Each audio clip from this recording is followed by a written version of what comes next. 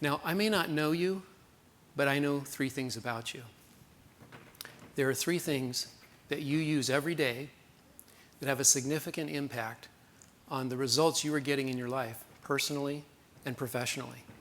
The first one, you used several of them this morning when you woke up. You may be using one right now. I'm talking about tools. What do I mean by tools? Tools are simply things that we use to accomplish a pursuit or an occupation. It can be as simple as this T-handled screwdriver. It's a simple tool. It can be your laptop. It can be as sophisticated as the airliner you flew into this conference on. And we find, though, that a single tool doesn't do the job. We need tool sets. If you've ever seen a mechanic working on a car, he doesn't have a single wrench.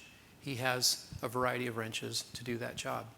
An adjuster uses software that has multiple tools built into it to be able to accomplish their work. Now, the great thing about tool sets is that they help us do our work better, faster, and more affordably. The problem with tool sets is that they can wear out or become obsolete, and they can be expensive to replace. But you and I and our employers will gladly pay that cost, because trying to do our jobs without the right tool sets is absurd. There's a second thing you use every day, without which you would not get the results that you're getting, and that is skills.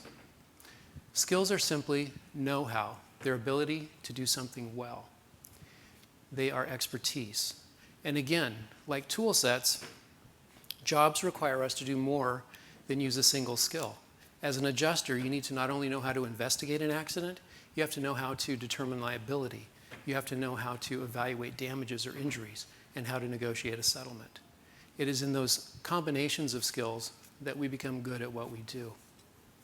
Now, the great thing about skill sets is that they tend not to wear out or break, but they can become obsolete. But you and I and our employers will gladly pay the cost for training, because trying to do our job without the right skill set would be absurd. Now, there's a third thing you may not even be aware of that you use every day, and that's your mindset.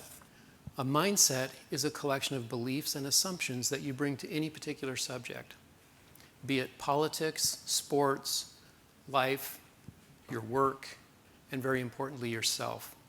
By assumptions, I mean things that you accept as true. By beliefs, I mean things that you feel confident about. Now, let me give you an example. Have you ever met someone who had a victim mindset, who had beliefs that they wholeheartedly held on to, such as, bad things always happen to me. There's nothing I can do about it. It's not my fault. These are the beliefs and assumptions of a victim mindset. And a person with a victim mindset will interpret everything that happens with one conclusion: I'm the victim. Now, take that person who has a victim mindset, pick any job, give them the best tool set money can buy, train them in the best skill set there is for that job. What kind of results are you going to get? Not very good. Because that mindset will undo any benefit they had from the skills or the tools that they had. But let's flip that example around. Take someone who has perhaps the best mindset you've ever seen. Put them in a job. Maybe they don't have all the skills. Maybe they don't have the best tool set. What kind of results will you get over time? That person will go out and get the skill sets they need. They'll go out and get the tool sets they need. They will run circles around the other person. That's the power of mindset. Carol Dweck is a psychologist who has taught at Columbia, Harvard, and currently is at Stanford. She studies the effect of beliefs on individuals and organizations. Her outstanding book, Mindset: The New Psychology of Success, is a must-read, and I highly recommend it. In that book, she shares her 3 decades of research on this subject. And she says, "For 30 years, my research has shown that the view you adopt for yourself profoundly affects the way you lead your life. It can determine whether you become the person you want to be and whether you accomplish the things you value. Dweck and other psychologists have identified two dominant mindsets, the fixed mindset and the growth mindset.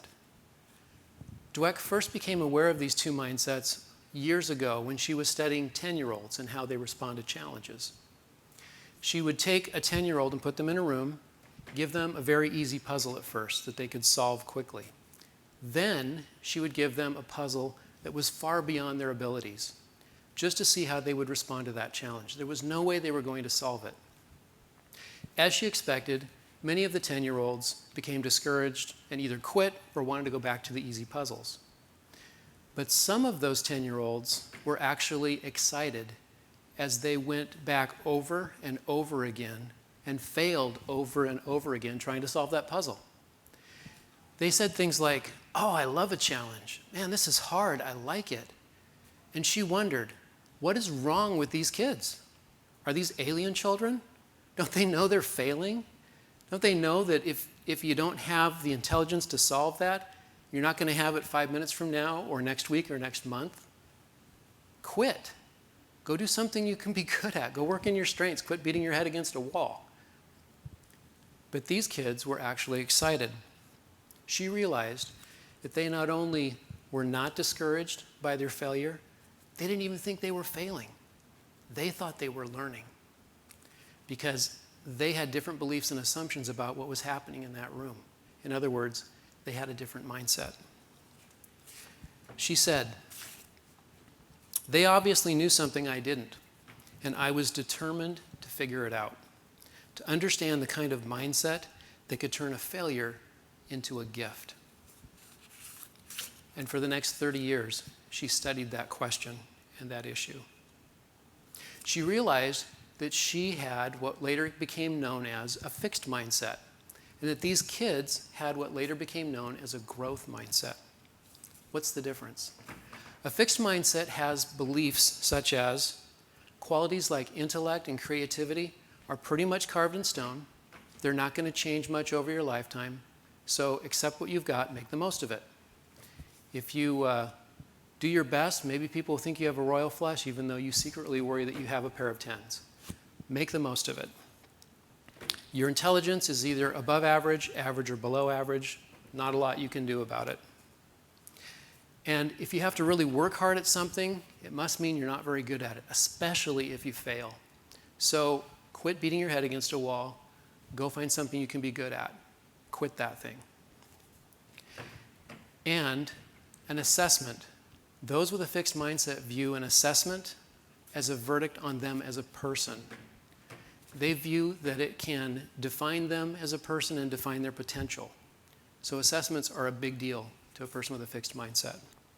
The fixed mindset sounds like you either have it or you don't. If I win, I'm somebody. If I lose, I'm nobody. Now, those with a growth mindset have a different set of beliefs. They believe that qualities like intellect and creativity can be increased through effort, strategy, and help from other people. Your intelligence is like a muscle. If you work it out, it will grow. You can become smarter over time. And for them, an assessment is just a snapshot of where they happen to be in their ability at that moment. It does not define them as a person. It does not define their potential. They view their potential as unknowable, and they will keep working at it. A growth mindset sounds like, this is hard. I like it. If I work at it, I'll get better at it. There's no growth in a comfort zone. I'm not very good at that yet. So who's right? Don't things like IQ tests prove that our intellect kind of plateaus around our teenage years and pretty much stays that way the rest of our lives? No, that's a myth. Even the inventor of the IQ test, the French educator Alfred Binet, was adamant that intelligence could be increased over time. He designed the IQ test to help identify students that were struggling in the French school system, to help allow them to get involved and get them back on track to where they should be. Now, Alfred Binet did not have the benefit in his day of the modern technology and research that we have now to prove that he was right. But when researchers take a person with a fixed mindset and put them on a brain scanner, it's an interesting phenomenon, because what they find is if they're giving them feedback on things they may have missed on a test or an exam, critical feedback, very flat, not much activity going on in there. They're disengaged. They take it personally. They don't want to hear it. You take the same scanning equipment and put it on a person with a growth mindset and give them feedback on something they missed or that they need to improve on, fireworks. The brain lights up. It's making connections. It's building new connections. They're getting smarter. Because a person with a growth mindset wants to learn. They're engaged. They believe they can get better and smarter. Carol Dweck said this: "Scientists are learning that people have more capacity for lifelong learning and brain development than they ever thought. Of course, each person has a unique genetic endowment. People may start with different temperaments and different attitudes, but it is clear that experience, training, and personal effort take them the rest of the way." So let's get practical. So what? So what? What difference does a growth mindset really make in day-to-day life? Well, there are dozens and dozens of studies that prove that a person with a growth mindset will outperform a person with a fixed mindset. The University of Cincinnati in 2017 did a case study. They took college students who were going to be attending a 13-week history course and divided them into 2 different classes randomly. Then they did something very interesting. With one group, for each of the 13 sessions they had, they took 5 minutes and taught them study skills. The other class, 13 times, 5 minutes each time, they taught them the growth mindset. They surveyed the students at the beginning of the semester and at the end, and they tracked their academic performance. It was interesting to note that the students in the growth mindset class outperformed the ones in the study skills class. They had more A's and B's and fewer D's and F's. But interestingly, they also reported that their attitude toward work had changed. 30% more of the students said that their attitude toward work had changed during the semester than in the other class. They also became more proactive. A higher percentage reported that when they did poorly on a quiz or an assignment during the semester, they went out and got help. They proactively sought out help from a professor or another student to learn and get better at what they were studying. But perhaps the most interesting finding was that the students in the growth mindset class happened to be students who were working more hours at part-time jobs outside of school. They had less collegiate experience. And remarkably, only 41% of them said they had gotten A's and B's in high school. The students in the study skills class, 91% said they got A's and B's in high school. So the growth mindset students started from a place of disadvantage and outperformed the kids who had started from a place of greater advantage. That's remarkable, especially when you consider the investment of 5 minutes per class to achieve that result. That should get our attention. Now, even my 7-year-old granddaughter, Cora, comes back from elementary school and she's telling me that she's learning the growth mindset. And frankly, I think she's further ahead than I am because I have more to unlearn than she does. So let's come full circle. There are 3 things that you use every day that significantly affect the results you are getting in your life, personally and professionally. Your tool set, your skill set, and your mindset. As an industry, as insurance professionals, let's think about this. We invest millions every year to upgrade our tool sets. We invest millions every year to upgrade our skill sets. How much are we investing in upgrading our mindsets? When you consider the ROI, when you consider the return on investment for upgrading our mindsets, it becomes a no-brainer. We should be doing this actively. I want to challenge you personally today to go out and get a book, to go online, to look at the YouTube videos that are out there for free There are great videos for kids and for adults that teach the growth mindset. And I want to challenge you to do something about that today. I'd like to close by sharing with you the 1-365 principle. If you worked on something and were 1% better at it, that might not seem like much. But if every day you got 1% better at something, how much better would you be at that by the end of a year? 365% better.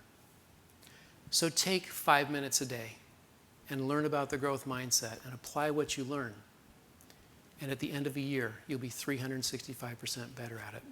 We need to learn the growth mindset because mindset changes everything. Mindset changes us. To PLRB and to my wonderful employer, PEMCO Insurance, and to you, I appreciate the opportunity to share today. Thank you.